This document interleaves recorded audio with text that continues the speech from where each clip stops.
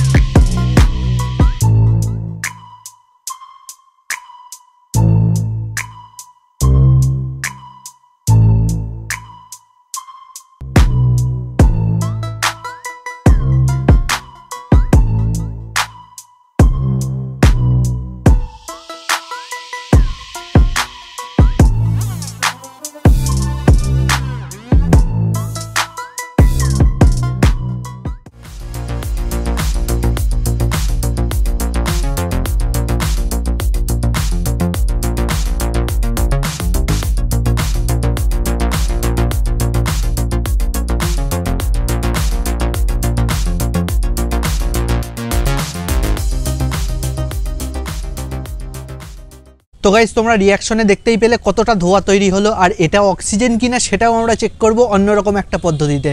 Normally আমি এখানে একটা ধূপ জ্বালিয়ে নেবো আর সেটাকে অক্সিজেনের মধ্যে দিয়ে দেখবো কেমন জ্বলে ওঠে। বিকারের ভিতরে অক্সিজেনের মাত্রাটা অনেকটাই কমে গেছে, তো আর একটু হাইড্রোজেন পারঅক্সাইড দিয়ে অক্সিজেন বানিয়ে নেবো, তারপরে ধূপটা ভিতরে দিয়ে দেবো। তো গাইজ, তোমরা দেখতেই পেলে অক্সিজেনের জন্য ধূপটাতে কেমন আগুন ধরে গেল। তো ধূপটা নিভিয়ে আরও একবার দিয়ে দেখবো জ্বলে ওঠে নাকি।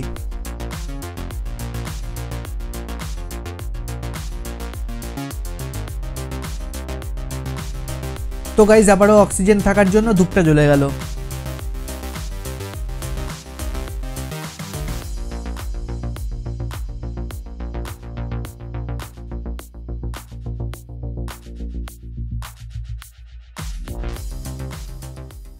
গাইজ, ভিডিওটা যদি ভালো লেগে থাকে অবশ্যই লাইক করে দাও, চ্যানেলটাকে সাবস্ক্রাইব করে নাও, কারণ বাংলায় এরকম ধরনের নতুন নতুন কন্টেন্ট আসতেই থাকবে। তো দেখা হচ্ছে আরও একটা নতুন এক্সপেরিমেন্টের সাথে।